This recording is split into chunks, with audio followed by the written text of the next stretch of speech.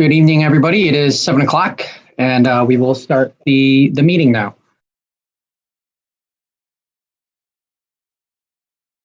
Thanks, everyone, for attending on this important issue. It's something that we've been getting ready for and planning for a couple of years now. We'll tell you a little bit about how we got to this point, why we're here, and why we have to take this project on now. I don't know that it's one that anyone has been looking forward to, but it is a reality and it's something that we have to tackle. And so I'm looking forward to walking through all of the planning we've done, all the background information, and then talking, of course, about the cost and funding for this water infrastructure project. So the presentation is broken into three parts tonight. And I guess before I go any further, I should introduce myself. For anyone who doesn't know, I'm Jim Breckman, the city manager for the city. Amy Allison, our city clerk, is here. She's going to help facilitate the meeting as well. We've got three sections for the meeting, an overview and background information. We have a project details where we'll go into a little bit more detail about what the actual infrastructure projects are and what the issues with our water system are that we need to address. And then the final section is project cost and funding, where we go through basically what the costs are and how we can pay for it.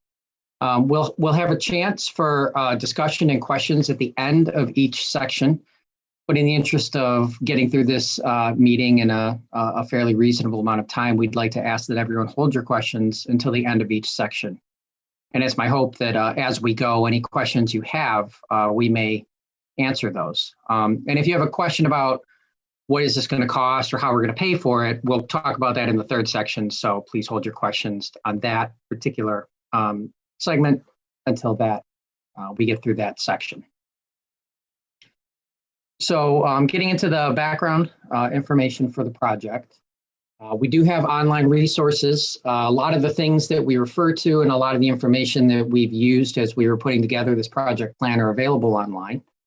And the link is listed there, or you can just go to the homepage, and at the top there's the quick links menu. And you can choose water infrastructure information from the quick links menu, and it'll take you to the page where all of this information is stored. So we have our water system asset management plan. That is our plan that is approved by EGLE. EGLE is the new DEQ. The state renames all of their departments every 10 years or so. So EGLE is now the DEQ.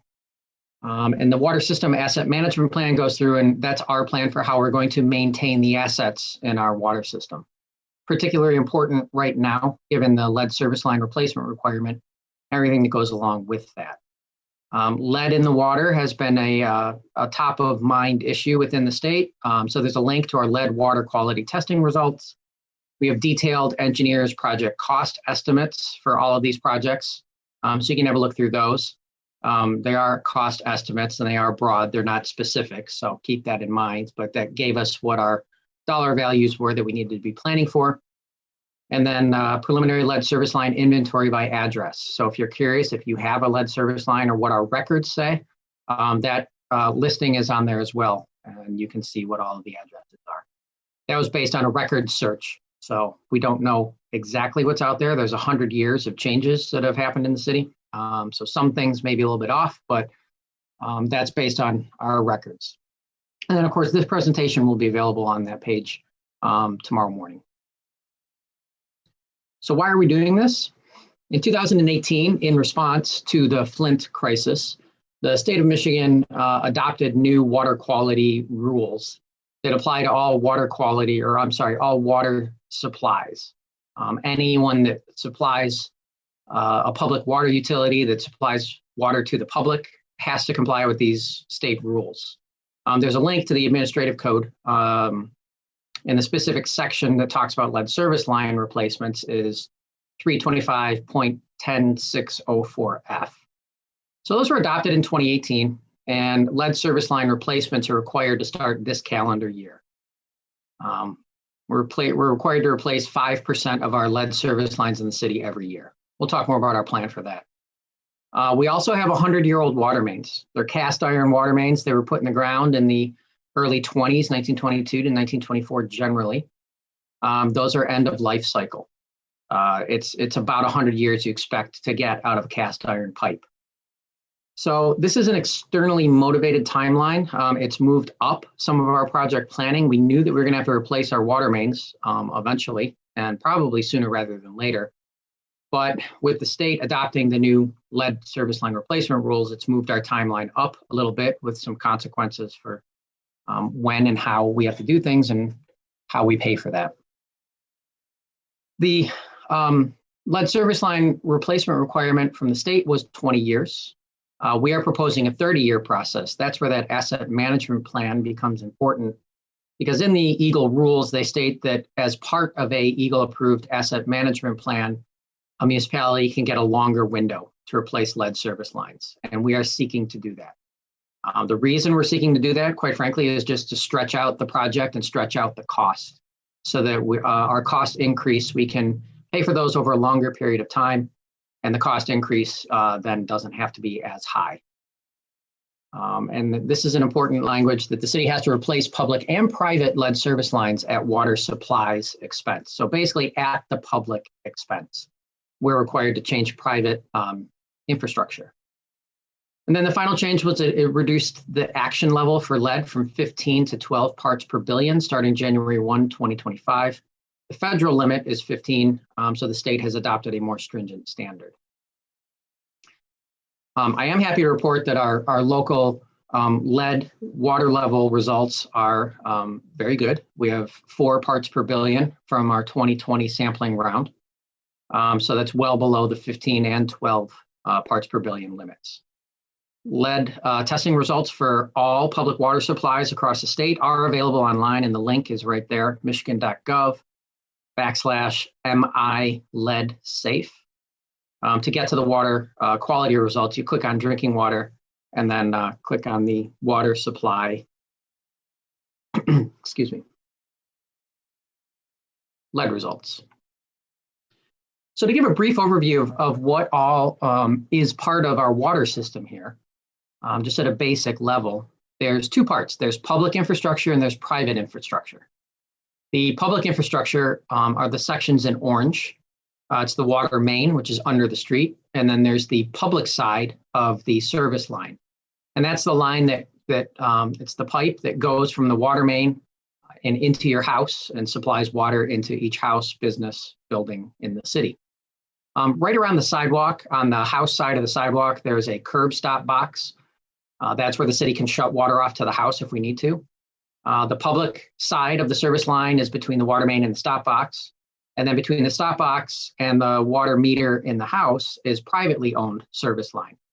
And the private service line has typically been the property owner's responsibility to maintain.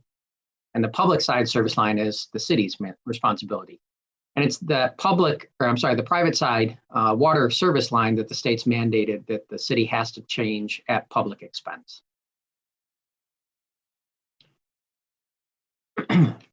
So with lead service lines, again, those rules were changed and updated after the Flint crisis. We're proposing to replace 77% of our lead service lines within 20 years, 90% of them within 25 years, and then 100% within 30 years. We'll talk a little bit more about this later, but our plan is to try to replace the highest number of lead service lines as quickly as we can to try to meet that 20-year requirement in the state rules as closely as we can. Some of the areas or streets that have lower numbers of lead services on them, we plan on doing later in the process. So to give you an idea of what it costs to replace a lead service line, and this is for the city using the city's contractor, and these are rates that factor in the contractor coming out, mobilizing once, changing a number of service lines at a time. But it's about $2,600. We have a contract with a 3-year contract negotiated through SACWA, which is this Southeast Oakland County Water Authority.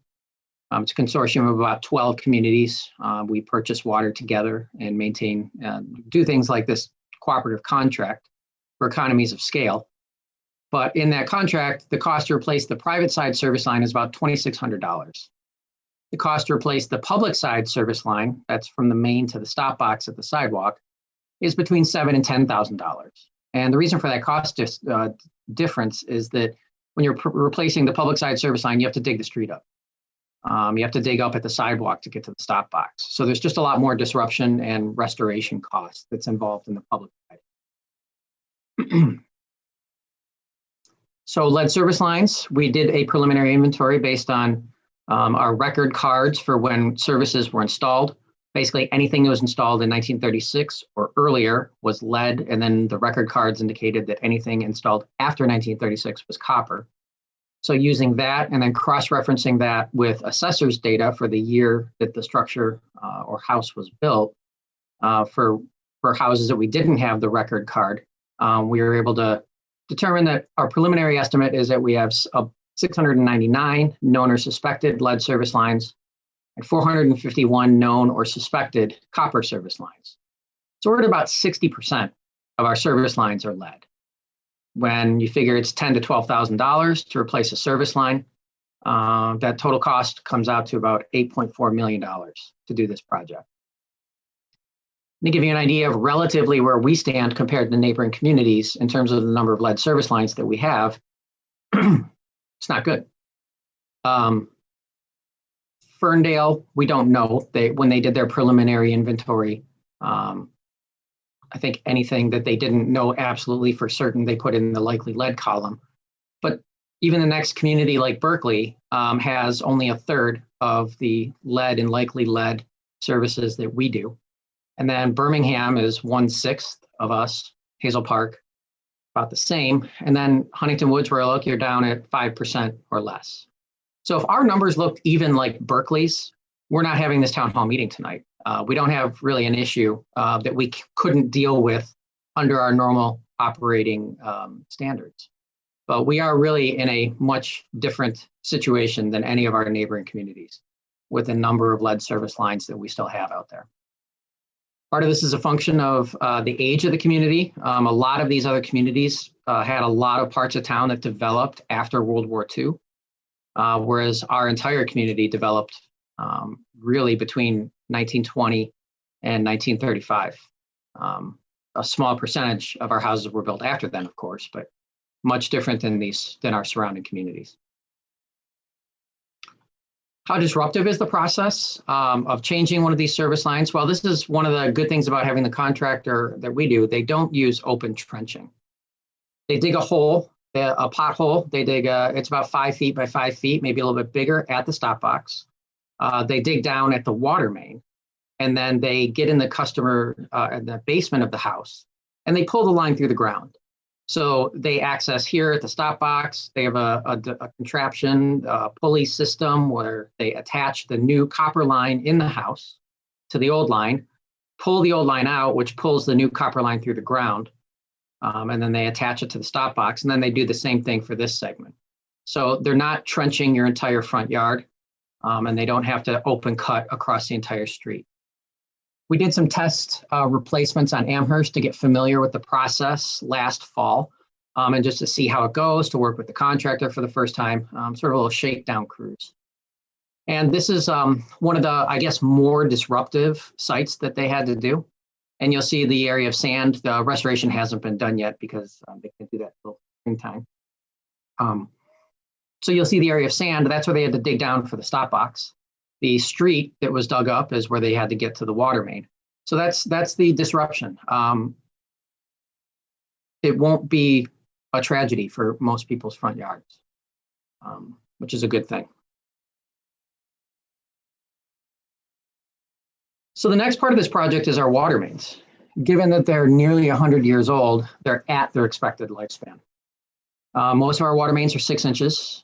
The current minimum design is 8 inches in diameter. Our mains are cast iron. That's what was used in the late 19th and early 20th century. And cast iron mains do corrode and become brittle over time. When this happens, the effective diameter of the pipe decreases, and that leads to lower water pressure and lower reliability in the system. And these are some pictures of what the inside of an old cast iron water main looked like. And you can see this is the corrosion that builds up in there. So we have 6-inch water mains. That's when they were put in the ground. Today, the functional diameter of that is less. I can't speculate what that is. We don't know if it's 5 inches, 4 inches, 3 inches. But that's a very small pipe that's feeding all of our water to a lot of our houses. And this is also why when a fire hydrant is exercised on your street or nearby, sometimes you get brown water after that fire hydrant is used, because the fire hydrant drastically increases the amount and pressure of water that's being used through the main on the street, and it disrupts a lot of this sediment that builds up, this iron corrosion. So that is released from the inside of the pipe, and that's what causes the browning in the water. It's not harmful, but it is, of course, not what you want to see coming out of your tap. So that is a symptom of the fact that we have cast iron pipes. One of the other issues we have is on a lot of our streets, we have 60, 50, or 60 or more lead services. And when you have 100-year-old water mains that are cast iron and that have become more brittle over time, every time you do a new service line, you have to drill a new hole to tap into that main. And that's 60 times that we risk that water main bursting or breaking or running into issues. Why haven't we replaced the water mains before now? Well, they had a useful life of some life left when the street reconstruction project began in the mid-90s. Amherst and Maplefield were reconstructed in 95. And at that time, the water mains were about 70 years old. They had 30 years left on them. And so when that project plan was being put together for the street infrastructure project, water mains weren't included in that cost structure. But replacing a water main on a street basically doubles the cost of a street. So that became something that as that street project went on, it wasn't addressed. The other issue we have is we have sandy soil in Pleasant Ridge, which is very different than most of our neighboring communities. Our water mains don't break. In the wintertime, Royal Oak, we know this because Royal Oak is our contracted water department. They're dealing with water main breaks all winter long because they have clay soil. Sandy soil here, the water mains, the sand moves and adjusts and doesn't really ever have any abrupt movements, whereas clay doesn't move at all until it moves quite a bit, and it tends to break water mains when that happens, when water gets into the soil and freezes in the freeze-thaw and expansion cycle, causes water main breaks in other communities. We haven't had a water main break in Pleasant Ridge in decades. And why do we have sandy soil? Well, just real quick tangent here. It's a relic of the Old Glacial Lake. We're on a sandbar or sand that was deposited as the glacial lake receded. But the blue area here is Lake Maumee, created by the glaciers as they retreated away. And in the image on the right here, you can see that this was the shoreline of the glacial lake. This is 810 feet of elevation, and that's the high watermark for the lake. So all of this area here in southeastern Oakland County in the gray was the lake bed. And that's why there's clay, sand, gravel, and sand. And the ridge in Pleasant Ridge is a sandbar. So we actually sit on sandy soil here, whereas most of the neighboring communities do not. They're just on clay.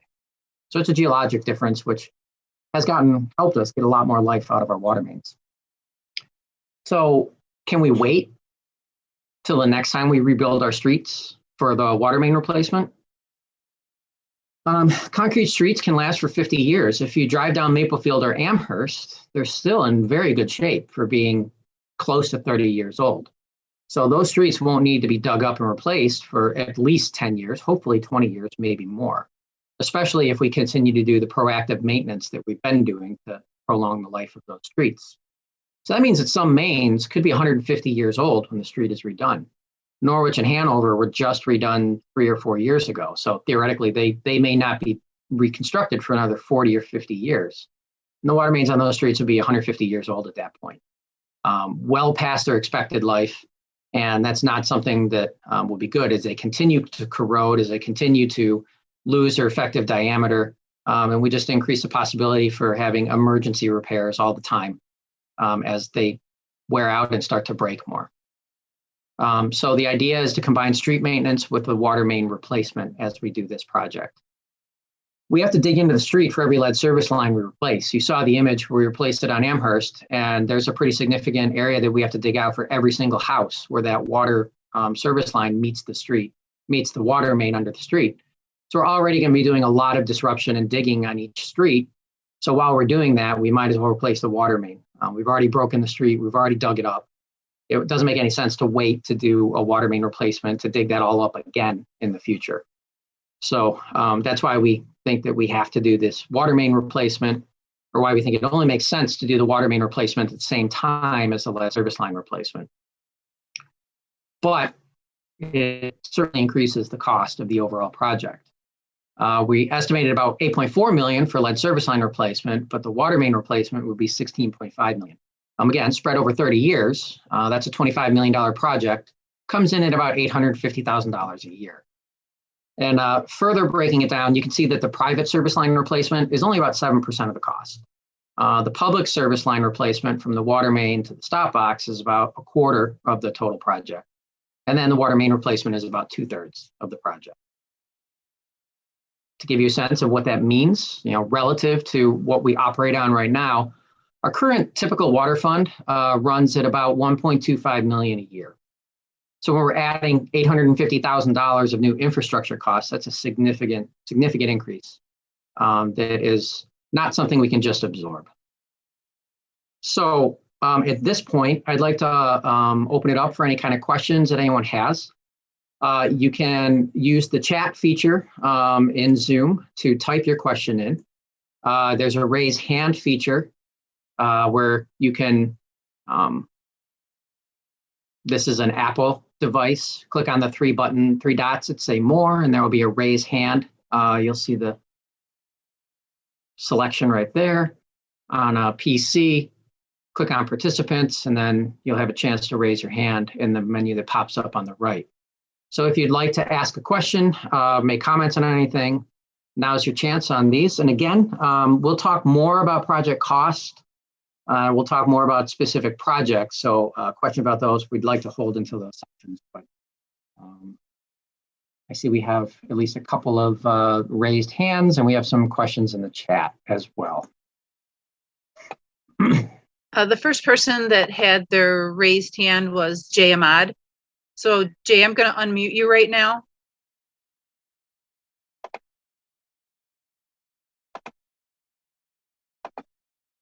You should be able to you should be able to unmute yourself, Jay. Yeah, can you hear me? Yes. Yeah, sorry, Jim, I accidentally raised my hand. I don't have any questions on this segment. Later on about cost dispersal, but not right now. Sorry. Not a problem.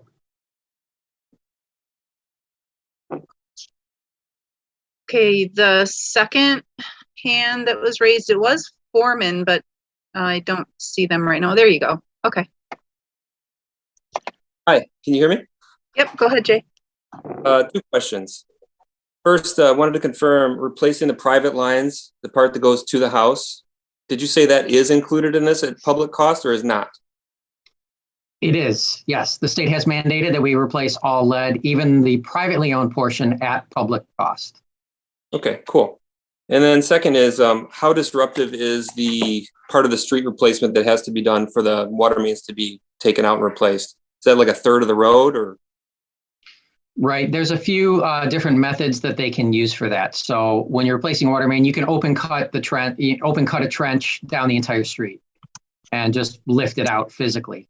You can also directionally drill them, where you drill a few holes on the street. And it's kind of similar to how they pull the pipe through the ground that I described for the private service line. They can do a similar process for the water main, where you dig a few holes and then pull it through the ground. Which one makes the most sense to use on each street will have to be figured out for each street, because some of the streets, Kensington, Wellesley, Oakdale, they have 60 or close to 70 lead service lines. So we're going to be digging a lot of holes in the street there. Maybe it makes sense to do an open trench at that point. I don't know. It also depends on the condition of the street. Kensington is in worse shape. It's holding up less well than many other streets. Maybe it makes sense to dig more of that up, because we just have to restore and repair the street. On streets with fewer lead service lines, it might make sense to directionally drill, because we won't be breaking the street in as many spots. So that's going to be something, as we engineer and design each project, we'll figure out what the best method is to use to get that new water main in the ground.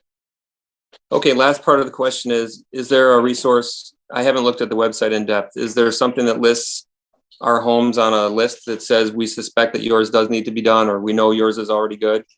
There is at the beginning of the presentation, and also if you just go to the city website and on the quick links menu, click on the water infrastructure information. There is a document on there that is our preliminary inventory. So that will tell you what we have based on the records. And then we've started to update that as we're doing the water meter replacement project. The installers are noting what the material is between, the wall or the floor and the meter for that service line. So we started noting that as well. It's just another data point that we're collecting. So we're updating that inventory with that information. Okay, thank you. Thanks, Jay.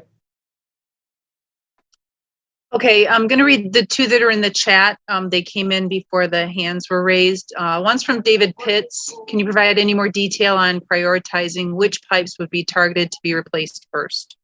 We will talk about that in the next section, so stay tuned.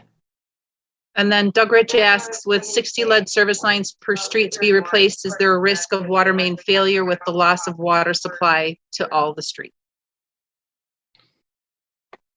I'm not sure I understand that question completely, but no, it would be a water main replacement. They would shut the water off, get the new main in the ground, and then restore that. It doesn't cause issues anywhere else. There's shut off valves at the end of every street for the water mains. So it maintains water pressure to all the other streets in the city. And it's a commonly done process that contractors and engineers know how to deal with. Okay, then I received an email, and I think this is going to be addressed later in the presentation from Linda Hippio. Can any of the funds that Biden is suggesting for infrastructure improvements in the states be used for this project? So two parts of that. One, there was the actually signed into law stimulus package. I think the city's going to get around $250,000 from that. We don't have the final number yet. Our plan is to absolutely use that towards this project. So that will help. Again, it's $250,000 towards a $25 million project. We're also required by the state to do a detailed service line inventory where we actually have to go out and dig a hole in the ground for 250 of our randomly selected services to see what the service line material is at the stop box on either side. So that's going to cost us about $250,000 to do that work, about $1,000 a house to go out and do that. So the state's requiring us to do that. So we may be using our stimulus money to pay for that other state required step in this process. And we'll talk more about the other, infrastructure plan that Biden has proposed. We'll talk more about that at the end. We have considered that, and I have some answers for you on that later. Amy, you're muted.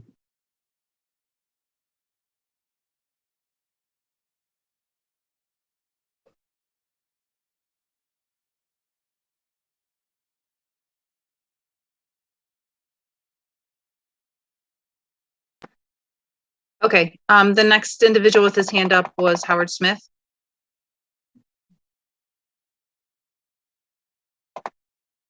Whoops, did I unmute it? Yep, you're unmuted. Yeah, I think I meant to take my hand down. I think the last guy, you answered my questions.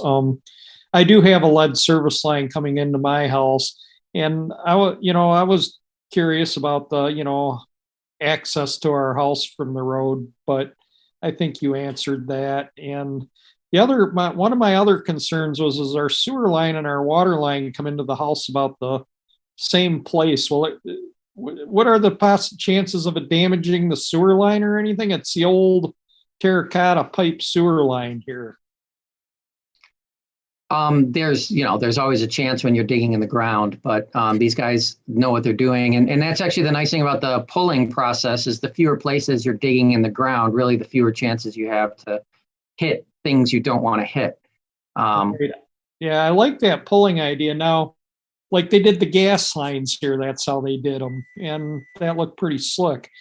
Now, when you replace the water main, is it going to be a plastic pipe dragged through like that, like the gas line, for example, or is it going to be another cast iron? What type of material are they going to replace the mains with? Do you know?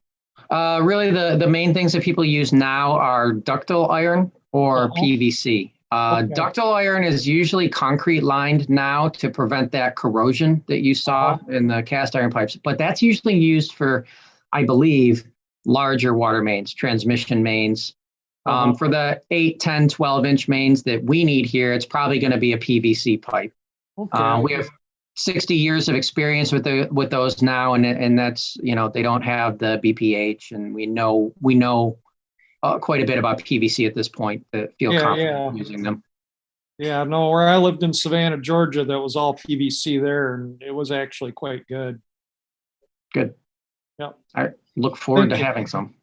Thank you. That answered, like I say, and other people are answering my questions too, so thank you. Thank you. Okay, the next person, George Lenko. Okay, I think I'm unmuted. Well, part of the question was already answered in terms of the Biden stimulus plan, but I guess I'm surprised that, at least from what came out in the press, that if the stimulus subsidy for lead is coming in at 10 cents on the dollar, that doesn't fit the narrative that we're hearing in the press.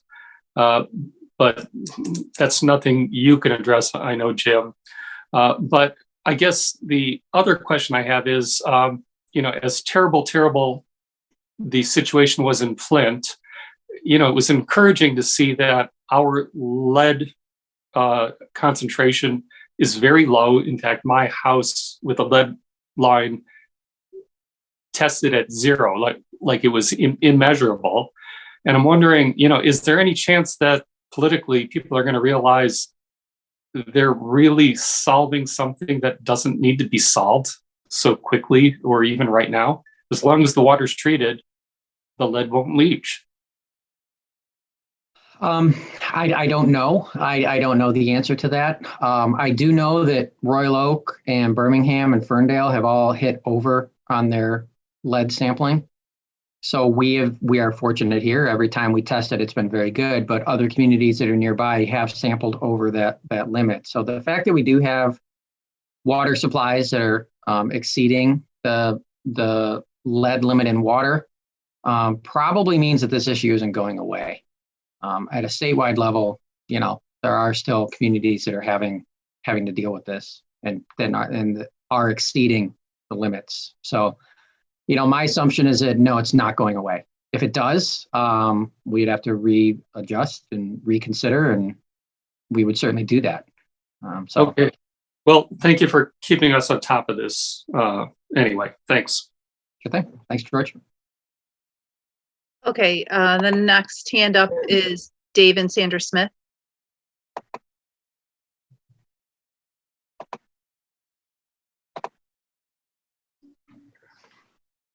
A couple items, easy first one and the second one maybe not so. How long would a street expect to be without water during this process? Are we talking days, weeks, months? How long? What kind of a restriction are we going to have without having any water at all servicing our homes? It's a very short amount of time. We know that people need water. So the process for actually changing out that pipe and the time that you're without water is days, or even hours for a lot of these projects. Well, I'm not talking about the individual homes. I'm talking about replacing the water main for the whole street. Right. No, that's same thing.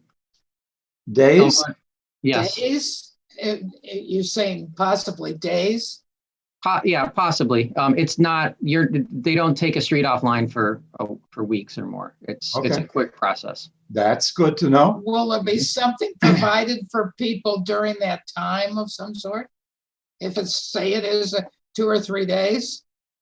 I don't know. That would be something that we would get that level of answer when we bid each project out and we have the specific plan in place and we know more about it. So these projects certainly will run like we did with the street projects. There would be a pre-construction meeting with all the residents to answer all of these kinds of questions before the process actually started. Second question, and you're probably off the hook because it was before your time.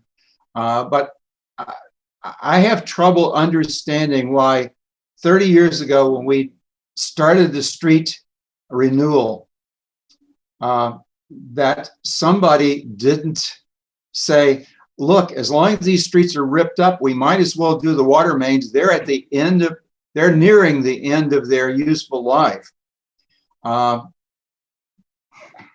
30 years, okay, that's still short-sighted in terms of city planning, but I'll accept the fact that somebody said, well, it's 30 years away, I won't be on the commission then, and we'll worry about it when it happens. But in the last 5 or 6 years, we've still been renewing streets. Oxford, it's still white from the stuff they put down at the end of the project. I don't understand why, when this street was ripped up, we didn't get a water line at the same time. That just makes no sense at all in terms of economic planning and foresight. I can't answer that. Hindsight is 2020, and it certainly would have doubled the cost of all the projects we did. So I'm sure that factored in to the available resources at the time. But it would have been a lot cheaper than what we're doing by ripping up brand new streets and then having to replace those brand new streets again after the water main's in. It's really bad planning. I just don't understand that. It's embarrassing. And we're all going to be paying the price for it.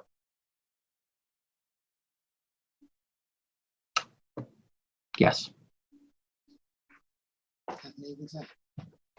Okay, that's it. Okay. Okay, next hand is Kurt Metzger.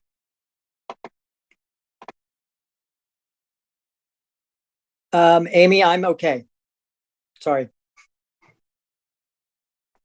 Okay, I have some more questions in the chat here. Norwich was recently resurfaced. Were the public lines replaced at that time? I'm pretty sure that you answered that, Jim, but you want to touch on that again?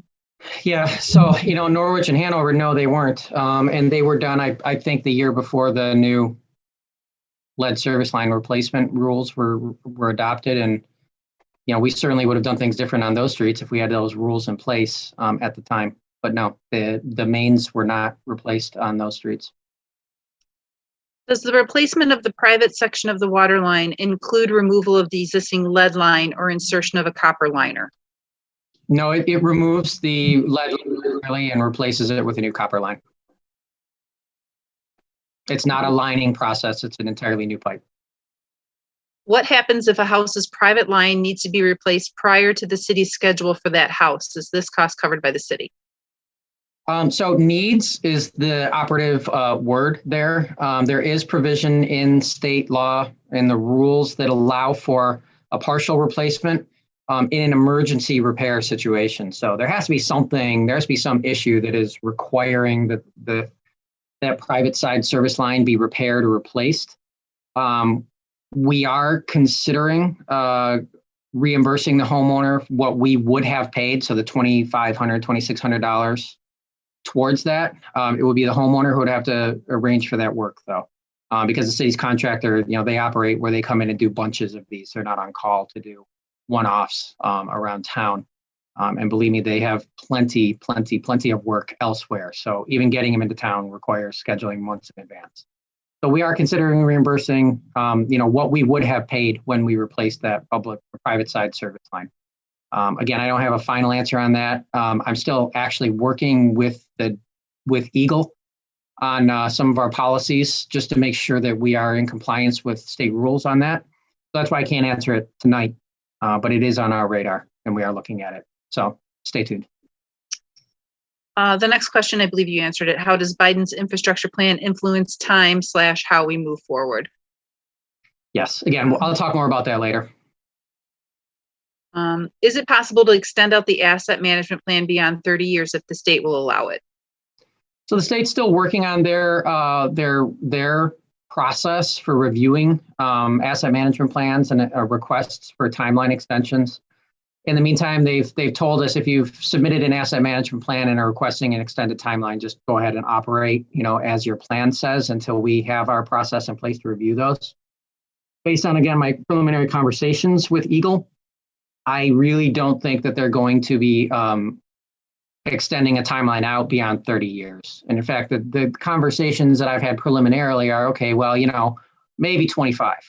So I talked about how our plan in the right now is replace 90% of our lead service lines by year 25. We may have to adjust that to based on their review and whatever they'll approve. So I wouldn't count on anything more than 30. Have we tested lead content in homes that do have lead service lines? Yes, by Eagle rules, we are required to do all of our water quality sampling at houses that have lead service lines. So we only sample houses that have lead services. This is from Alex Lenko, wearing my buyer procurement hat. Are we getting credit for scrap? Is that factored into economics of the bid process? We would have to specify that out when we bid the project. I'm not sure. I'm not sure if 100-year-old corroded cast iron water mains have any scrap value, but we can ask. Alex is saying that they do. I have an iPhone user. That individual did have their hand up, but there's also a question. Do we have to use Eagle? And you put up a table showing how other burbs have newer lines calling out Birmingham, but then you diss them with high lead. So which is it? We want new lines, but these are showing higher lead. Do I misunderstand? I'm not sure. I'm not sure I'm dissing anybody, but Birmingham has about 10% of their service lines are lead. But Birmingham also won the unlucky lottery and ended up with a lead result of, I think, 50 or 60 parts per billion on one of their tests. And so they exceeded that limit. So, while they only have 10% of their service lines are lead, their water quality testing, which was done entirely, again, from those 10% of houses, their water quality testing ended up being over the state limits. So that's just facts. Okay. Considering this was an unfunded mandate by the state of Michigan, is there any current litigation that other municipalities, parens Oakland Township, are pursuing to get this mandate funded or overturned? There was, and it was tossed by the courts. They ruled in favor of the state.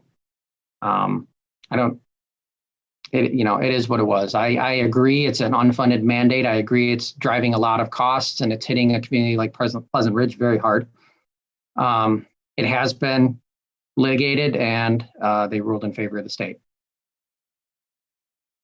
I have a second question. Will the service line warranty agreements on our sewer and water lines that many of us purchased be impacted in any way? The water line warranty does not cover any kind of lead issue. So if you have a lead line, it won't do anything. It only comes into play when you have a problem with your service line, regardless of the material. I think that's in your documents in the agreement that they don't pay for lead service line replacement if it's just because you want it replaced. And so then I'm sorry, Amy, but yeah, no, this won't impact those programs. I have two hands up and I'm not sure if they just left their hand up after they asked their question. Jay Foreman, do you have an additional question?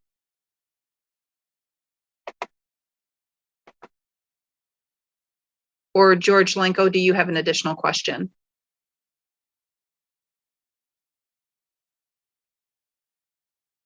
I'm going to say no. So there's nothing else in the chat, no other emails.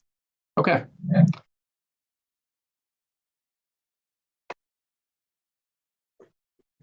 Let me get my screen organized here.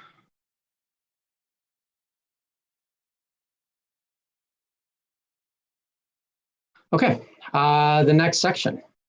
So project details. Let's talk specifically about what it is that we'll be looking at. So to give you an overview of our water system as it currently exists, this is a map of all the mains that are in the ground. colors represent the size of the main. So all of the red are 6-inch mains. Those are our undersized ones, certainly from 1920, 20 something. The blue, the light blue are 8-inch mains. The yellow orange are 10-inch mains, and then the purple are 12-inch mains. And so the X, you'll see that blue X at the intersection of Oxford and Woodward. That is where the water supply connection to the Saukwa transmission main is located. There's a 48 or 60-inch diameter water main that runs down Woodward, and that supplies all the water to the city. And it all enters our system right there. So from there, the water feeds out throughout the system into the city. And so there's a couple, issues, I guess, we have right now with how the system works. You can see what our peak hour pressure is. This is static pressure in I think pounds per square inch. And you can see that there's a good part of the city where we have pretty low pressure. This is really north of Oakland Park and west of Ridge. And also on the east side, as you get further away from where that gate valve is, pressure drops as you go to the north. So part of the reason for this is because these big green lines here, these are a couple projects, new projects. One of the issues is there's a gap in the water main on Woodward. So we've got a 12-inch main that doesn't connect between Oakland Park and Elm Park. So water pressure is best served when you have a looped system. When you have water that can come from two directions, you don't want to have dead ends. And so when we have this gap in the system here, that's part of what's leading. You see the pressure drop north of Elm Park here because there's no connection in the water main. So if you're here, the water has to go down Oxford and then up Ridge. Whereas if you're on Oakland Park, you've got two connections to that main and you're looped. So this is what's causing some of that. Some of this is elevation because this is higher than where the gate valve is, although it's not. Other communities have other elevation issues. In fact, that's why you have water towers. They're not there to store water. They're actually there to increase water pressure when you're far away from the water plant because the weight of the water in the tank pushes down in the system and increases the pressure locally. So elevation does play a part, but not a huge one for us. So connecting with a new 12-inch water main here, and then also building a new water main on Indiana to provide loops on the east side for better pressure to provide more points of for that water to flow to houses, and building a new connection across Woodward will address some other issues. This is another way of looking at the water pressure. This is our fire flow in gallons per minute. The red is where we only have 500, and that's acceptable, but not recommended. You'll see standards that say 500 gallons per minute is acceptable fire flow. You'll see standards that say 1,000 gallons per minute is acceptable fire flow. So we have a lot of parts of the city that are in kind of, adequate, but questionable in terms of the fire flow we have there. And you see again that it's proximity to where that gate valve is and where the drop occurs because where we've got that gap in the water main and some elevation issues.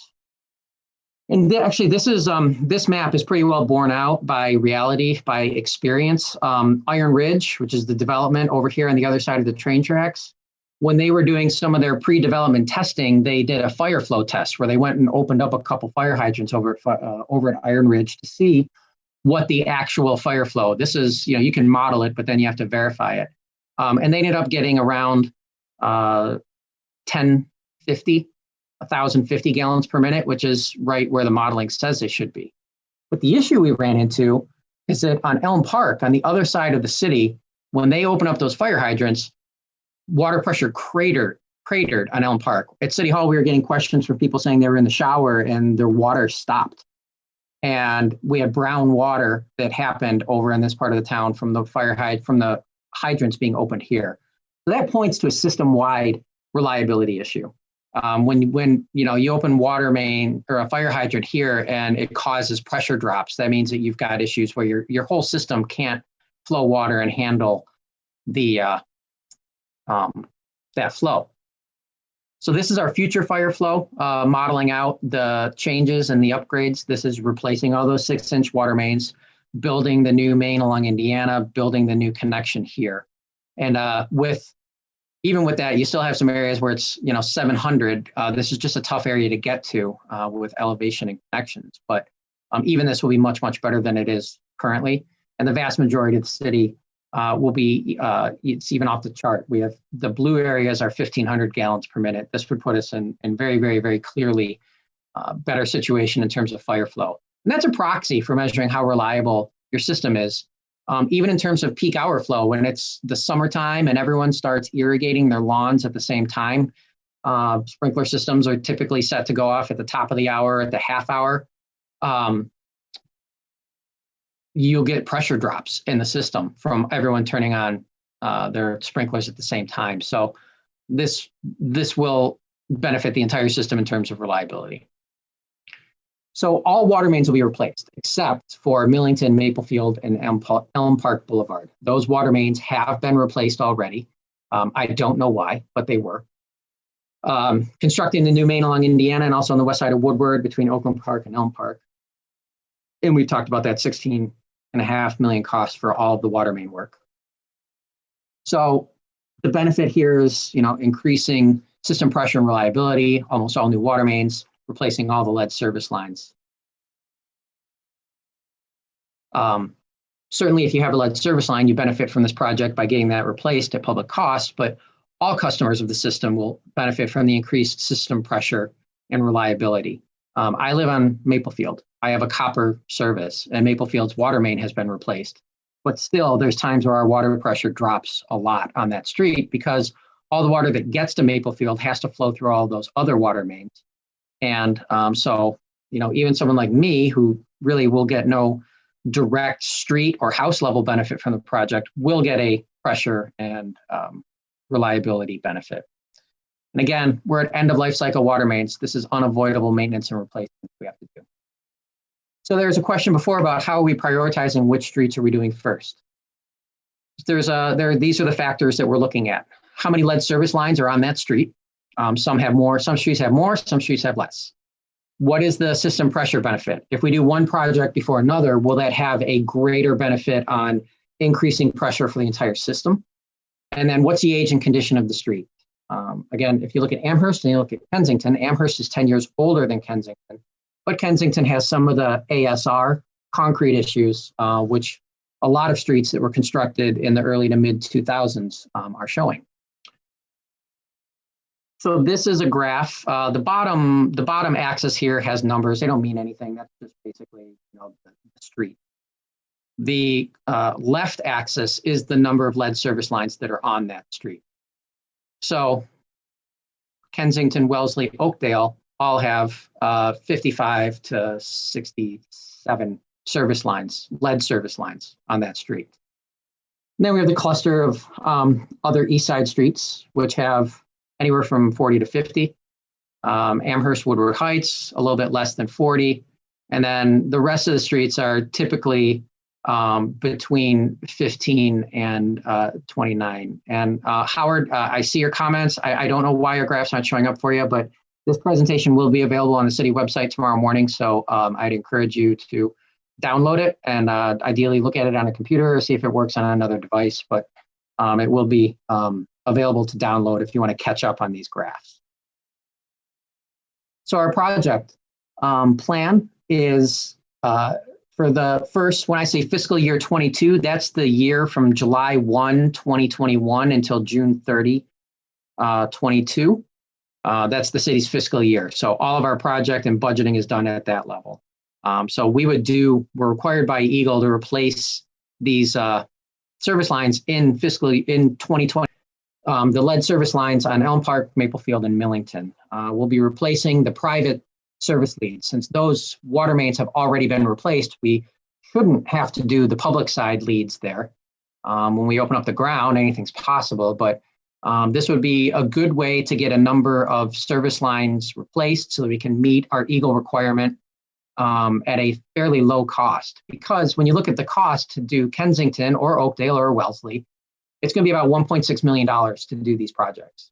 And you remember earlier, our over 30 years to do this whole project, it requires about $850,000 a year of revenue. So if we have an $850,000 revenue stream, we're going to need to save money for 1 year and then do a project the following year. So this will be one project every 2 years because that's just how long it'll take for us at the beginning to save up the money to do these projects. And part of the reason Kensington, Oakdale, Wellesley costs so much is because they have the highest concentration of lead service lines. So there's more of them to do, more project cost. Why Kensington first? Well, that's because it has the highest number of lead service lines, but it also is showing some street wear. So let's do that street first where we can address some of those street condition issues while we do the project. And then Oakdale, that has a system benefit because Oakdale, replacing the water main on Oakdale would provide a secondary north-south loop to supplement Ridge with a new water main to help hopefully increase system pressure on the west side. And then Wellesley, again, because that's one of the streets that has the highest concentration of service lines on it. And then finally, in fiscal year 29, we would propose to do the new Indiana and Woodward water mains. We will have built up enough of a lead from these 3 streets that we'd still be at our, lead service line replacement requirement for Eagle on that annualized basis. So if we're supposed to replace, say, 25 lead services a year by the Eagle rules, if we did Kensington, Oakdale, Wellesley, Elm Park, Maplefield, and Millington, we might end up doing 200. And these are just fake numbers, but we might end up doing 200 lead service line replacements, which means at that point, we've got 8 years worth of Eagle replacements. We could do Indiana and Woodward at that point and still be ahead of schedule for the lead service line replacement. And the Indiana and Woodward water main projects will have a great benefit on system-wide pressure. So we'd like to get those done first because every customer and every resident in the city will benefit from those. So again, this is just showing why we're focusing on those 3 streets first. What the order is after fiscal year 29, we don't know. I don't know what the condition of Sylvan, Maywood, Fairwood, Devonshire are going to be after 29. I don't know if there's going to be other water main issues that arise. We don't know. We can put a plan to paper and it's in the asset management plan, but that will certainly change as conditions change in the city and with our infrastructure. So we'll just have to do that prioritization as we go. So that's the overview of the projects we're doing. I think at this point then, let's open it up for any questions or discussion once again. Okay, there's a couple of questions in the chat. When would we be reimbursed if we replaced our service line before the scheduled date, and how would we request reimbursement? So there's a distinction here. If you just want to go out because you want to get rid of your private lead service line and replace it, we're not going to reimburse you at that point. We are going to replace your service line, but Eagle has even said that residents can't drive the city's schedule. We get a contract and we get a better rate when we come in and do all these service lines at one time. So if you have an emergency repair, if you have a problem, if your service line leaks, breaks, bursts, and it has to be replaced, then okay, the city would reimburse you. But I don't think we're planning on reimbursing residents just based on the fact that they want to replace it. And do the cost projections take into account expected inflation? It takes into account inflation. We are assuming that the cost of construction is going to increase at the same rate of inflation, general inflation, because our water rates typically increase at the rate of inflation every year. So there would be new revenue coming in that increases at the rate of inflation. If construction costs go up drastically, then we would have to deal with that issue. But again, over 30 years, it's very difficult right now, and we don't want to overshoot the mark. We don't want to build in some kind of 5% inflation rate for construction because that has a big impact over the course of the project. One of the things we looked at was bond financing. Even if we took a loan from the state drinking water revolving loan fund at 2% interest. That increased the total cost of the project by, I think, 8 or 9 million. I'd have to look at my spreadsheet. It was a significant cost increase. So if you build in a 2% higher than inflation cost increase, then we'd be looking at saying, okay, well, this is a $34 million project, and now we have to raise rates even higher. So I prefer to assume that construction is going to increase at the same pace as general inflation, and we'll be able to handle the project costs that way. If it doesn't, again, we'll have to come back and we'll have to figure out a plan for how to address that. But I'd rather not build that into our assumptions and overshoot the mark.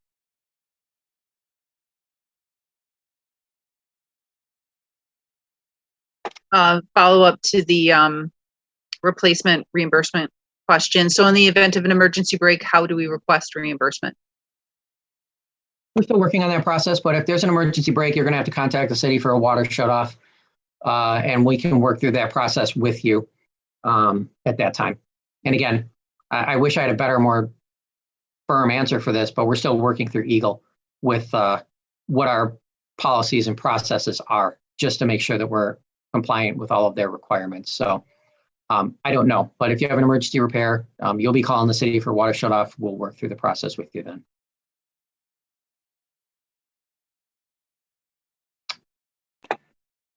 Are there water quality issues the residents need to be concerned about during these changes that might be carried over to houses that are not getting upgraded infrastructure? For example, would some residents want to run tap water for several minutes before consumption?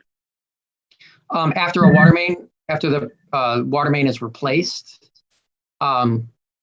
yes, I think you'd probably want to just flush your house. But again, that's something that we'll address with the residents of the street before each infrastructure project goes in. And we'll have the engineers and everyone there to answer those specific questions when we get to that point. There are federal grants for small communities. Do we qualify? A lot of those are agricultural. Those are rural USDA or farm grants. A lot of the ones that we've seen for small communities, and we're not a rural community. We've applied for state grants. We've applied for federal grants. So, we're trying to get all the funding we can.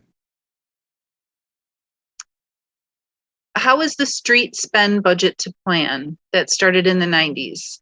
Can that be a benchmark for how to plan? This feels sketchy. I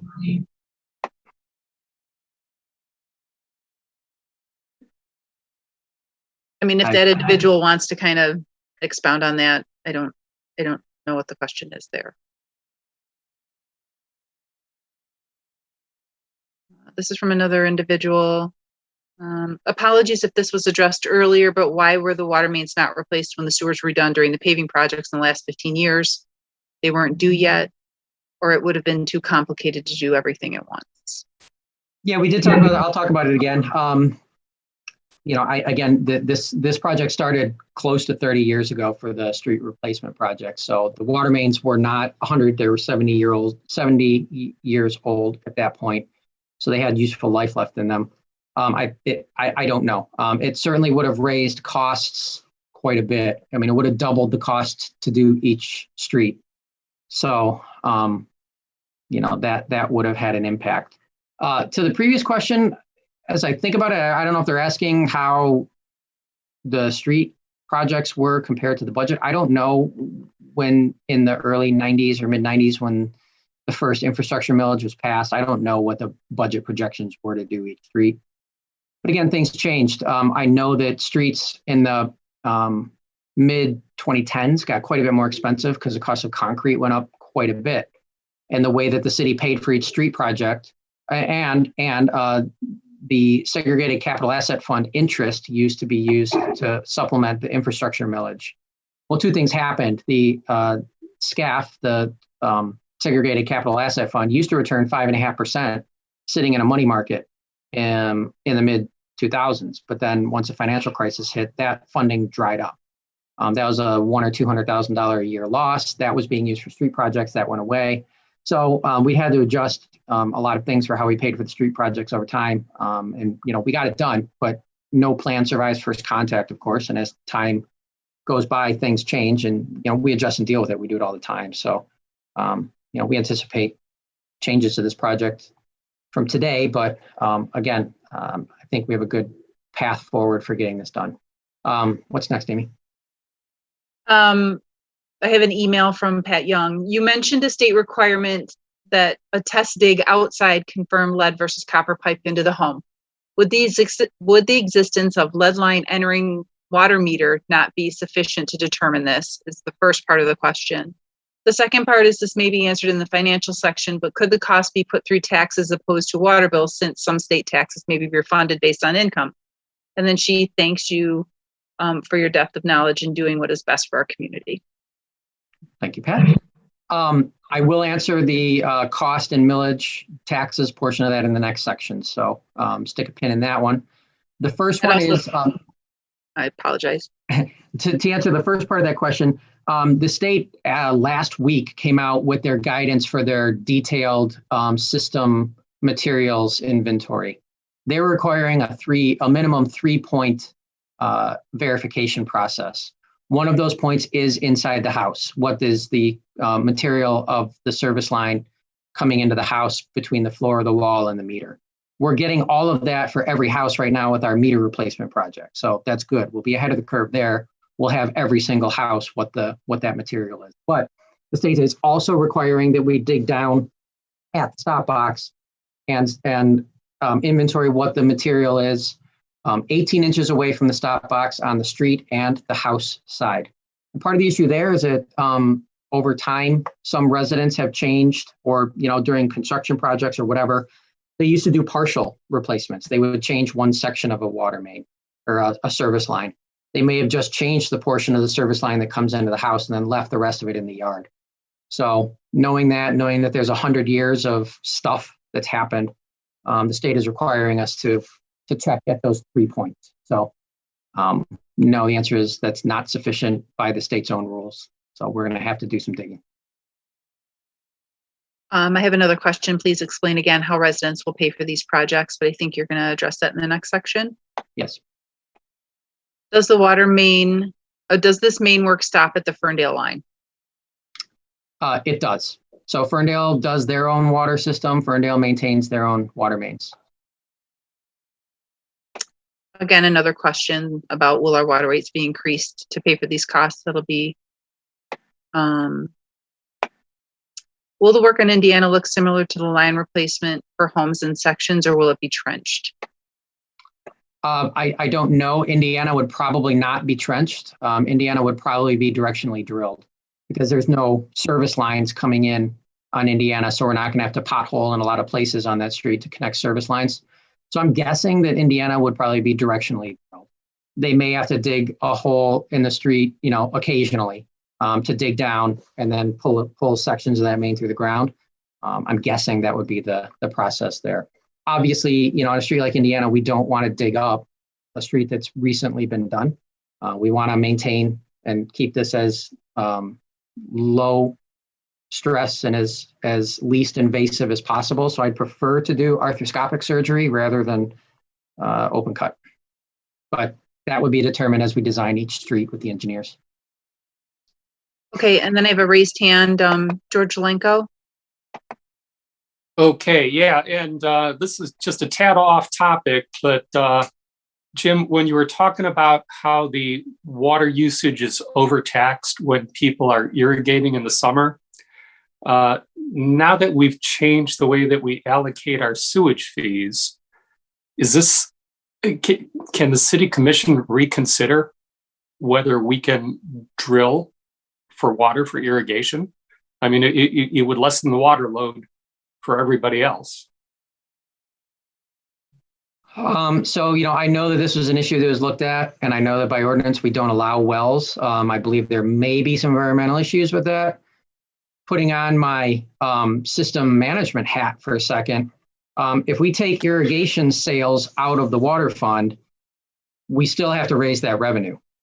So we're basically just spreading the cost from one place to another at that point. So I don't know. That's a tricky issue, and that's one that I guess we'd have to do a deep dive into if the city commission was interested in it. But again, I know that that was something that was examined in pretty deep detail 10 or 15 years ago. Okay. From the chat, if in the coming years our water quality decreases and we get above the 15 ppb, how would that change this plan? Good question.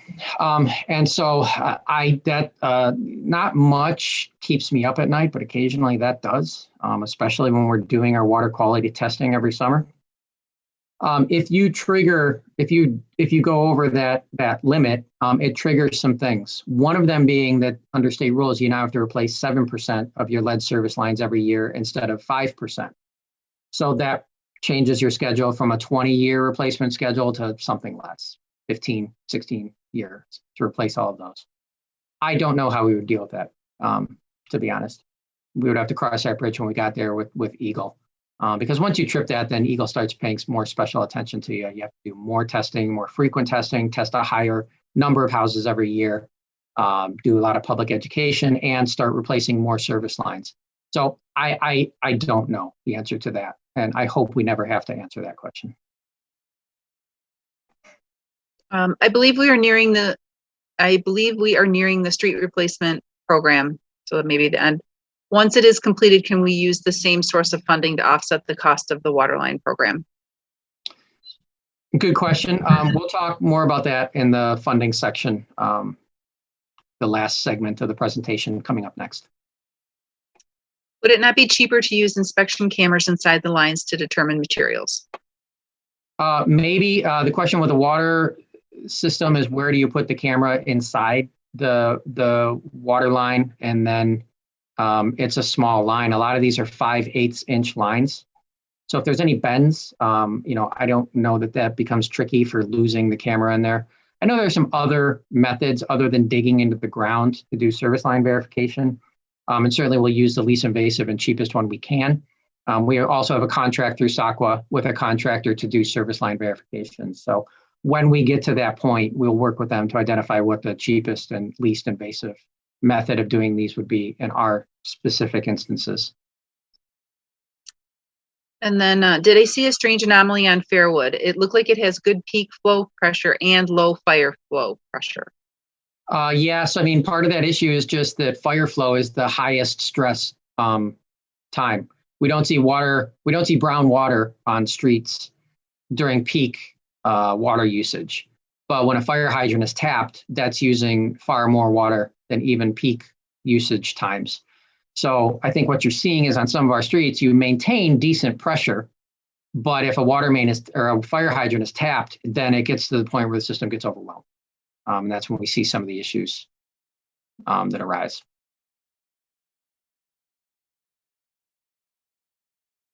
Okay. Is that it?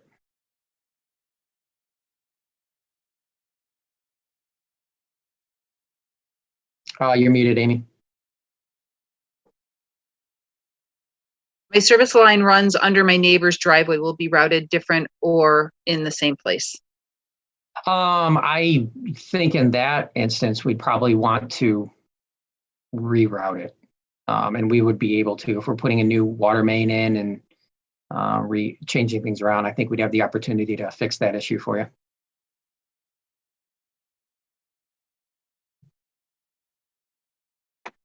And that's it. Okay. Wait just a second. I had some other questions coming in. Thank you for such an informative meeting. If we have evidence that our service line has been replaced, can that be accepted by the city? Yes, it would be helpful information. Actually, that would be helpful information to have. Thank you. Would you want them to email that in to us or bring that in? Yeah. They could email or bring it in whatever form it's in. And we'll get that into our records. Okay, is that it? Okay, all right. So I know this is what everyone's probably been dreading. Me too. But project cost and funding, $25 million over 30 years, $850,000 of annual cost. What does that break down to? That's $440 of annual cost increase per household. I don't like delivering that message. I'm not going to like paying that, just like everyone else. Let's talk about the federal infrastructure bill. At this point, what we have is a thing that the president said, and that then has to be taken up by Congress, negotiated through. We don't know what's going to pass. We don't know what it's going to fund.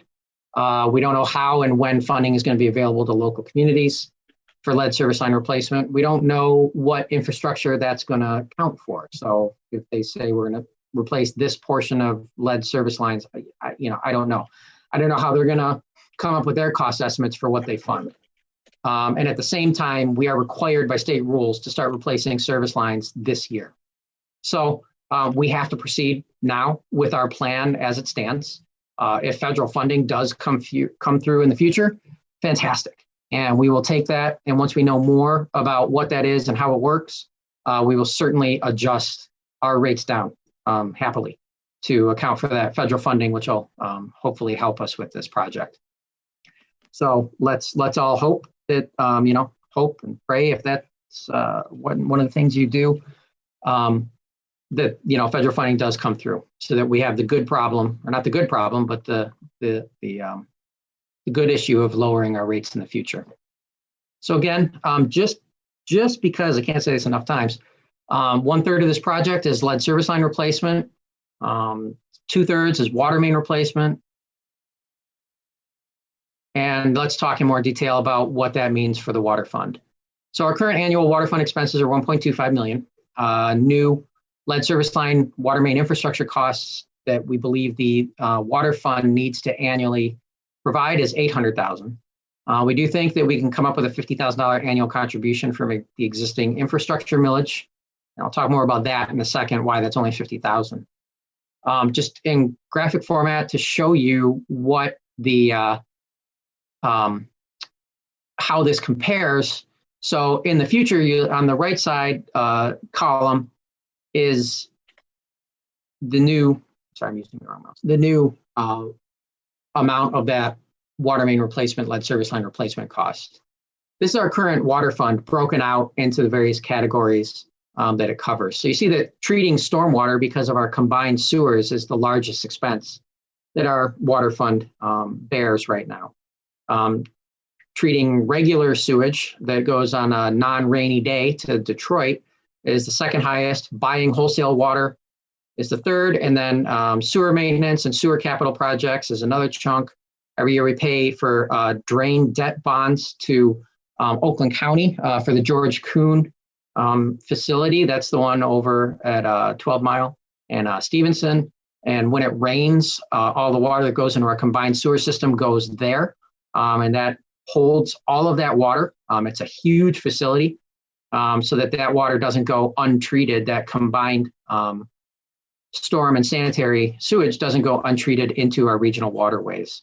So they capture that and then treat it at the Kuhn facility. And we pay $110,000 a year towards the bonds it took to construct that. And then personnel, water system maintenance, and insurance engineering are the remainder of the water system. So this new cost is equivalent basically to all of stormwater treatment, sewage treatment, and the wholesale water cost. And then when we look at our infrastructure millage, our infrastructure millage generates about $440,000 a year in revenue, but we did sell bonds when that was renewed a few years ago. We sold bonds to be able to do the Indiana and Bermuda and Hanover and Norwich projects. So we have bond repayment costs that are coming out of that revenue. And we also have street maintenance costs. As you know, we do maintain our streets every year, and the infrastructure millage is paying for some part of the ongoing street maintenance that we do to keep our streets in good shape so that we hopefully don't have to replace them for a long time. So our available infrastructure millage every year, money is about $140,000.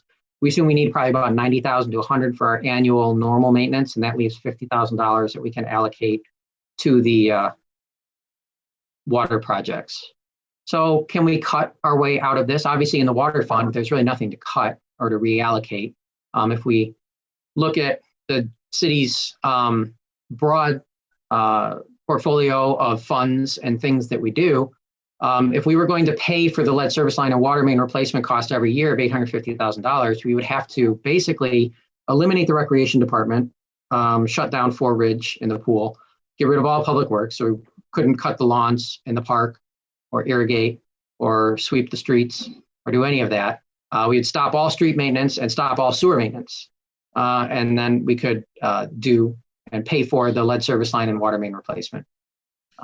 Obviously, that's ridiculous. We can't stop doing those things. But just to give you a sense of what we spend on some of the services we have currently versus what this service line and water main replacement are going to cost, that just puts it in some context. Or we could eliminate our police department entirely, and then that would pay for, well, then we'd have $150,000 left over to, I don't know what, but just again, give you a sense of the scale and scope of what this project is to Pleasant Ridge. Some of you, and I talked a little bit about this earlier, about the Segregated Capital Asset Fund, or SCAF. That was a fund that the City Commission in the 90s created with the money that the 696 settlement money that we got from the state. It was about $3.2 million after attorney's fees. Today, the current SCAF balance is $3.8 million. And this water infrastructure project is $25 million. So even if we, sorry about the typo, it's not SFAF, it's SCAF. Even if we liquidated that fund entirely, we'd be paying for 15% of the water infrastructure project.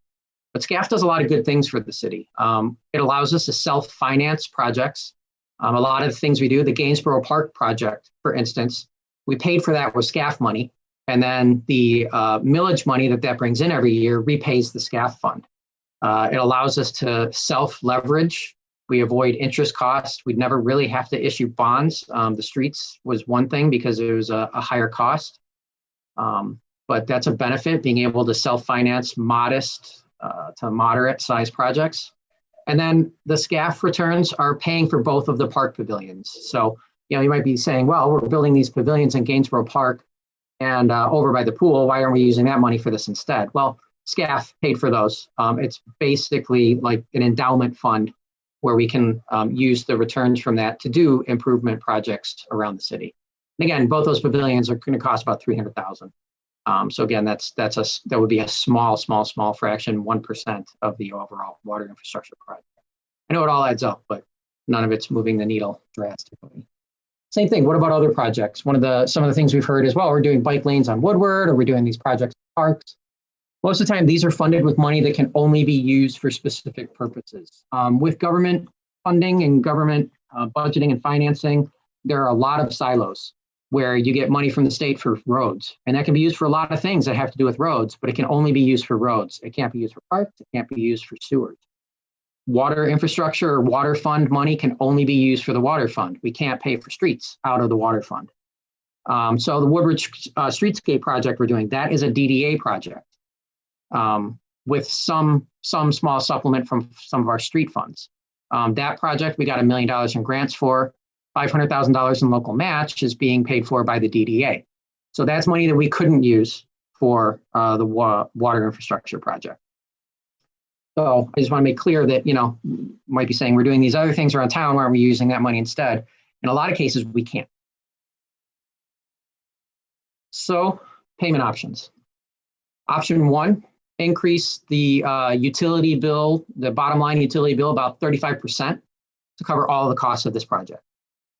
Or option two is to ask the residents, ask the voters to pass a new 3.5 mil property tax millage. And then there'd be a small 3 to 5% water rate increase. Either one of those will generate the revenue we need to pay for the project. What would this look like? Well, our current water and sewer rate is $77.25 for every unit of water you use. And a unit is 1,000 cubic feet. That translates to about 7,500 gallons of water. The ready to serve charge is a flat fee that we use right now to pay for sewer maintenance projects and water projects. And then you have your garbage pickup fee, not related to water, but that's on your utility bill. So when you get most people call it the water bill, it does have some non-water things on there. That's just a fixed cost we have to pass on. And then stormwater treatment, you also pay. So right now, the average resident pays $1,200 a year for all of these services. Under the new, with the 35% rate increase, each household will be paying about $1,650 a year. So we've modeled it out. I'll explain how we got to these numbers. These numbers were modeled out and are proposed in a way that every user will pay about a 35% rate increase. It doesn't matter if you're a high water user or a low water user, you'd see about a 35% rate increase with this funding structure. With the passage of the millage, the ready to serve charge would actually go down because this is, again, covering some of the fixed maintenance costs. Well, the millage is going to be covering that. So this would drop. The usage rate would go up modestly, not a huge amount. And the rest of these things are just equivalent because those are pass-through costs. Stormwater, we get a bill from the county, we pass it on. There's really nothing else to that. So this is our modeling. The blue line is the distribution for water usage. So the average user uses about 6.8 units of water. So that's 7,500 gallons times 6.8. That's what the average user uses. But it's a distribution. Some people use much less. And then some people who have really nice lawns in town use much more. So this orange line is the percent increase based on each point on this usage distribution curve. And what you'll see is it's very consistent. It does have a very small slope, but it's right around 35% in cost increase for all users in the system. The millage is one of the options for paying for this. The impact of that would be to increase your summer tax bill by about 8%. I can't say exactly what that means for every household because there's different taxable values for everybody in the city. And in fact, you might have a very similar home value to your neighbor, but if you bought your house 2 years ago and your neighbor's been there since the 90s, then you're probably paying about 3 times as much in taxes as they are, just because of the way things come uncapped and taxable versus assessed values in the city. So I can't say what it means, but assume that your summer tax bill would go up by about 8%. This would raise our total city millage rate from 21.3 mils to about 24.8 mils. And that's based on current year. So that will get reduced by Headley over time. But if we increased it right now, that would be what it would end up looking like. So to put this into some kind of context, one of the things we always hear about is water is expensive in Pleasant Ridge. And yes, if you're comparing it to some of the farther out suburbs or other places or other states, yes, it is more expensive. But when you compare it to our neighboring communities, and these are all the communities that are part of SACWA with us. So these are communities that all have combined sewer systems that have all the same circumstances that Pleasant Ridge does. Our costs are broadly in line with them. We are at the higher end of the average annual cost. One of the things that drives this is that we are all residential. And in most communities, commercial and industrial property subsidizes residential services. It costs about 30 cents to provide public services to a commercial or industrial use for every dollar in revenue that it generates for the city. And then that's usually used to subsidize residential costs. So naturally, smaller communities like Pleasant Ridge and Huntington Woods, we have higher costs that we have to pass on to the residents just because that's the type of community we are, small, predominantly residential. But, when you look at these numbers, we're not far off from most of our surrounding communities in terms of total average annual cost.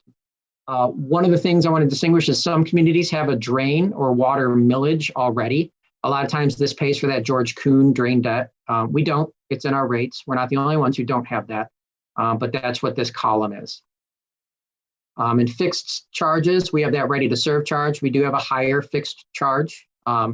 But the reason for that is because our water usage rate is the lowest of any of the SACWA communities. So if you are a higher water user, this is a benefit to you because as you start to use more water, you will see more of a savings compared to what your water bill would be if you're in a different community that had a higher usage rate, like, for instance, Huntington Wood. So with the new rate structure, with the 35% increase, we would certainly have the highest average annual cost. There's no way of getting around that.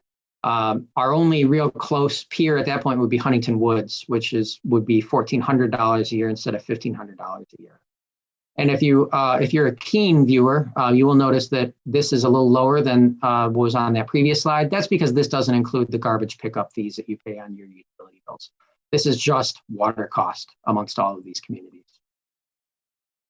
But again, we're dealing with this. We're dealing with 60% lead and likely lead. Berkeley, 20%. They're a third of what we're dealing with. And then Ferndale, we don't know where they're going to end up.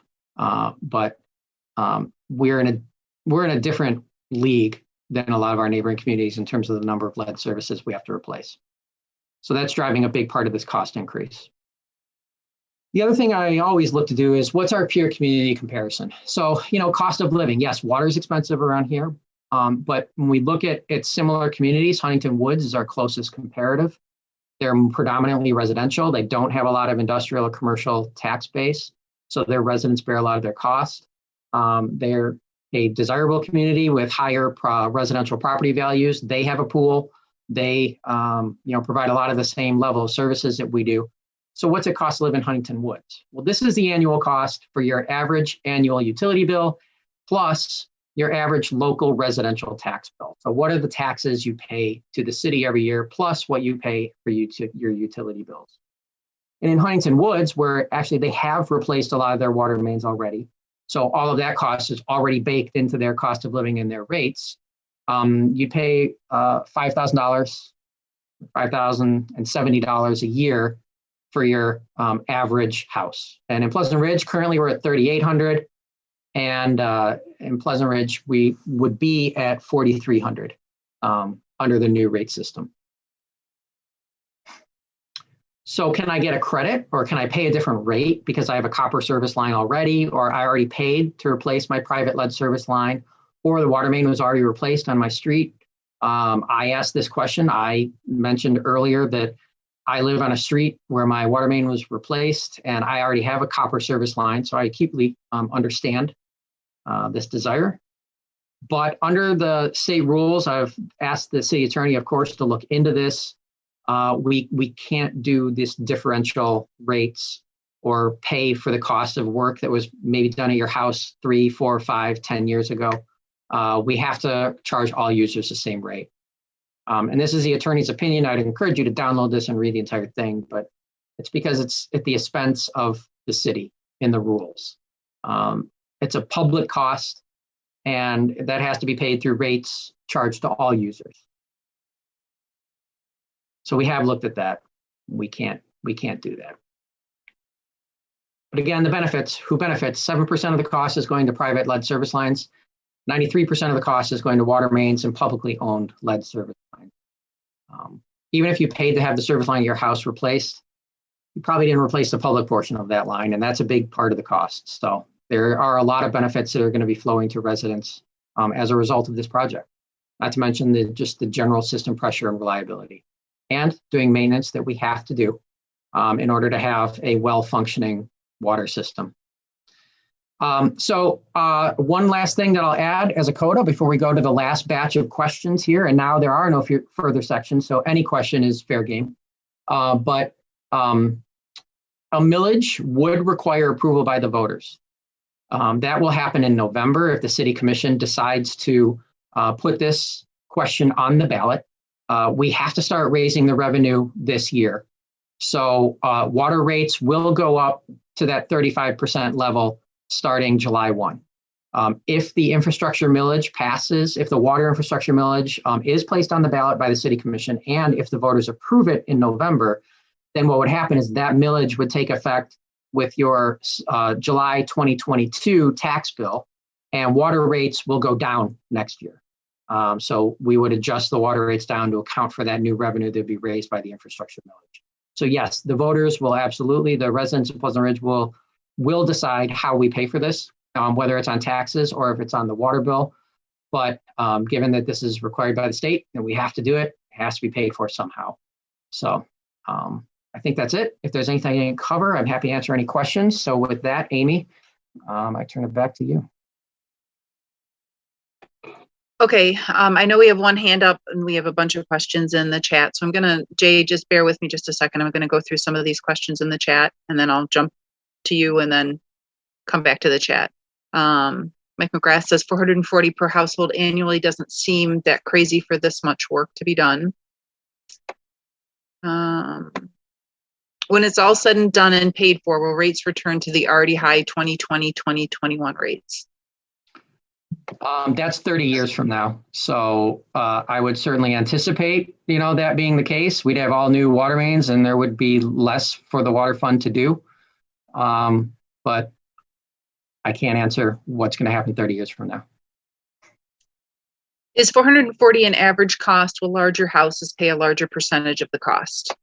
Yeah, so that is an average cost. There's a lot of variables. How much water do you use? What's the taxable value of your home if there was a millage? So that's why I can't really give absolutes or answers specifically about each household right now. That is the citywide average. Kara Binder Kopchak put, sounds like a place we could cut expenses to me, but I'm not. I know that you had put up a couple of graphs about we could cut these expenses. I'm not sure what she's specifically referring to. So the next question after is there any interest or discussion in reducing the police budget? I know that that's a topic of discussion kind of nationally, maybe right now. The real answer is in Pleasant Ridge, there's not a lot to cut. When people talk about reducing police budgets, they're oftentimes talking about things and departments and initiatives or whatever task forces that we don't have. We don't have a detectives bureau, let alone any of these other things that people oftentimes talk about cutting. The only way we're really going to cut the budget in the police department is to eliminate patrol officers, but we're already at the minimum really number we need right now to have 24/7 one man on duty. So no, the short answer there, there's really not a lot of opportunity for us to cut the police budget. Just not with our city, not with our community profile, not with the way our department is structured. And then a follow-up was unpopular opinion, but anything should be considered with respect to this massive project. Will the revenue generating options be put up for a referendum? Functionally, yes. You'll have the opportunity if the city commission puts the millage on the ballot in November to vote if you want to pay for this as on property taxes or on your utility bill. So yes. Okay, Jay Ahmad has his hand up, so I'm going to unmute him and he can ask this question. Hey, Jim, can you hear me? I can. Yes, Jay. So is it for certain that the millage will be put to a referendum? That's up to the city commission. It's something that we've discussed as a group with them about the possibility of doing that. After this meeting, they will have to vote to put that on the ballot. That would probably happen in May or June at the city commission meetings. They would have to approve the ballot language to put that on the November ballot. I can't speak for the commission, but that is what we've discussed. So if the commission decides not to put it on the ballot, then I'm taking from what you're saying that this will automatically simply result in the 35% increase to the water bill, essentially. Yes, this is not something we can escape. Right. No, I Yeah. get it. Yeah. I get it. And so if I'm guessing with either way, then with the millage or the water bill percentage increase, those are both essentially 30-year commitments. They are. All right. So this isn't particularly addressed to you, but I guess I'll voice my concern about a millage to begin with, in that I think it disparately impacts those who are recent purchasers into Pleasant Ridge as opposed to people who have been here a long time, and it is a potential impediment to those looking to sell their home when you've got a buyer looking at, another millage that's going to be around for 30 years, whereas with your water rate, at least I can control to some extent the water that I'm going to use. So, but I understand that's a debate for the commission, and I assume there'll be a meeting about that where we can voice our concern. I understand your points completely. All right. Thanks, Jim. I appreciate it. Thank you. Okay, unless repealed, the SALT cap means many homes would not be able to benefit from federal tax deductions on property tax. That is true.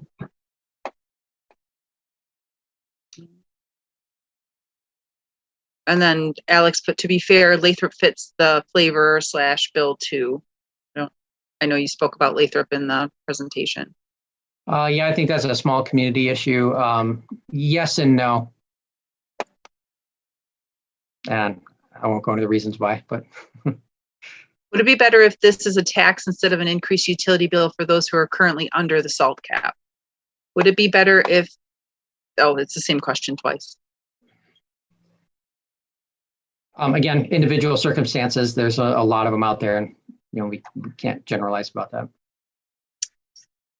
Couple of thank yous. Informative and reassuring, very informative. Thank you for the information. Good presentation, difficult message, but well shared. Kara Binder Kopchek's was about the police, or where I wasn't certain what she was talking about. Okay, let me go back up. And you may have answered it.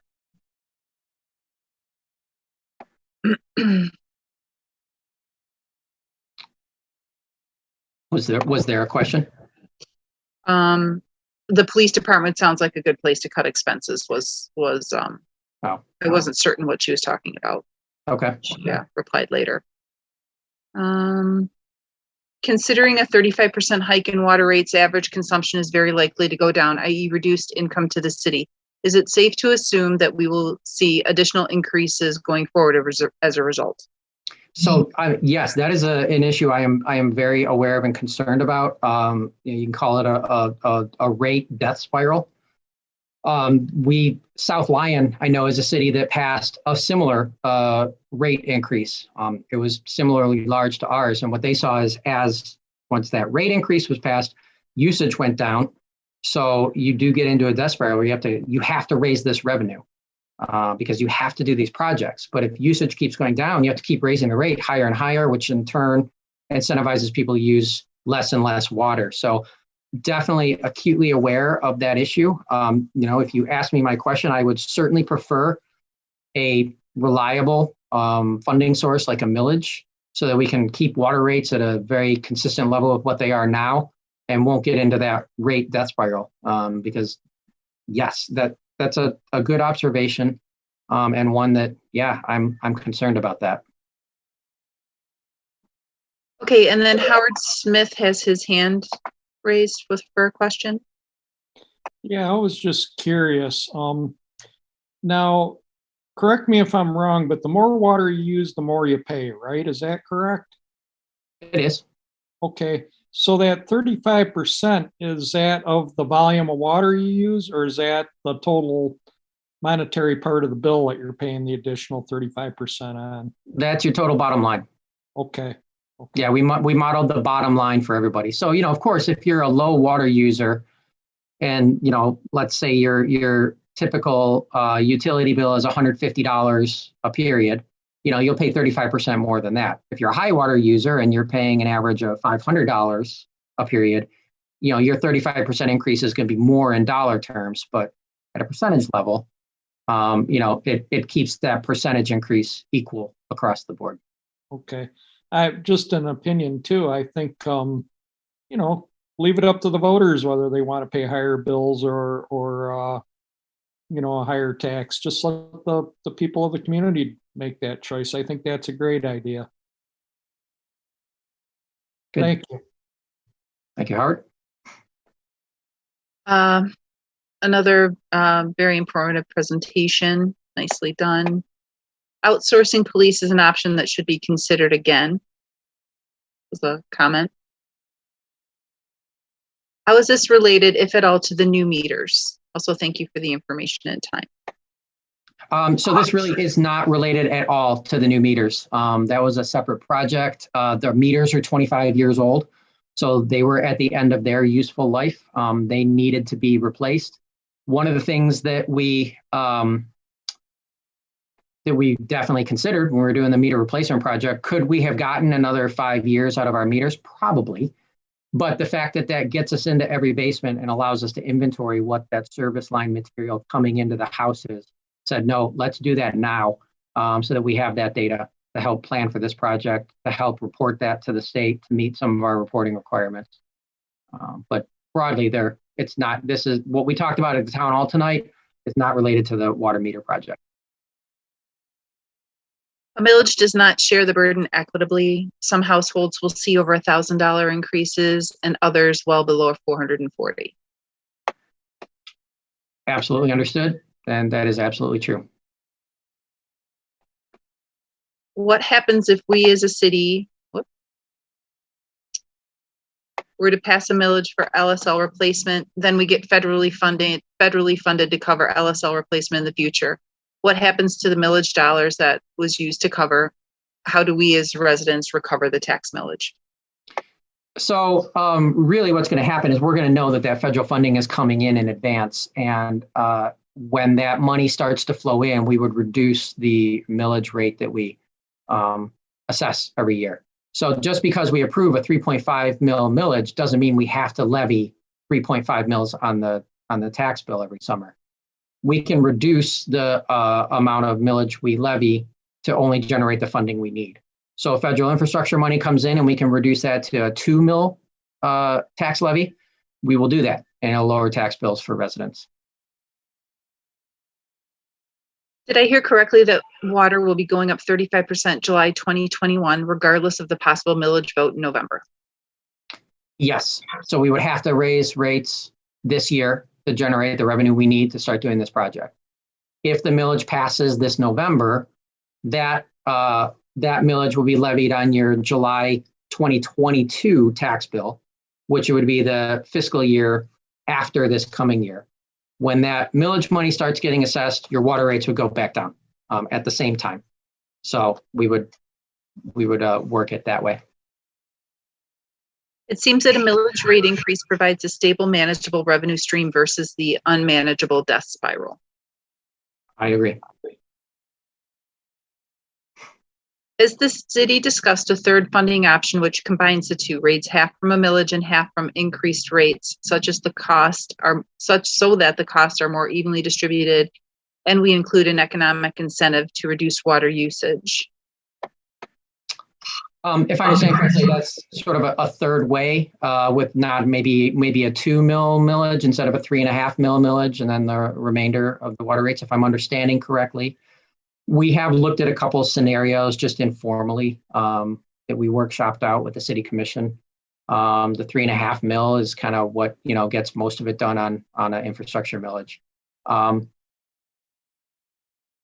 When you start to do like a 2 mil property tax millage, the water rate still increases still around 20%.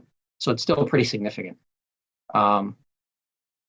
We can certainly look at that. And again, there's nothing that says even if you pass a 3.5 mil millage that the city commission can't choose to only levy 2 of those mills, a couple years down the road and raise water rates higher. That can all be done. But that's something that we would have to discuss and explore with the city commission in the next couple months. Is there any reason we could not use a more modest increase in both millage and water rates to cover this? Yes, I think I just answered that. So good question. What about an economic incentive to reduce water usage? Well, putting on my water system manager hat, I would prefer not to reduce water usage because we need the revenue. Higher rates is an economic incentive to reduce water usage, but I don't know. Tough content to deliver, but very well done. You can certainly see that a lot of thought has gone into this. And Jim, you deserve a cocktail tonight. I agree. And there's a lot of I agree in what are you serving. So thank you very much for your time. Very informative. And I don't see, that's it. Another thank you. And no other emails. Okay. Well, to wrap up, thank you everyone for your time. I appreciate the good questions. I appreciate the civil tone. This is not a meeting that any of us were looking forward to. So thank you, everyone. One thing I will note is I did not put my email anywhere in here, and I should have. If you want to contact me, you can call City Hall 248-541-2901 and leave a message with me, or I'll talk if I'm available. My email is citymanager@cityofpleasantridge.org. So you can email me with any questions you have. I'm available. We're here for you. And again, the City Commission will be taking this and looking at this and coming up with what our plan of action is for a millage and how we proceed at the next couple of meetings. So thank you, everybody. Have a good night.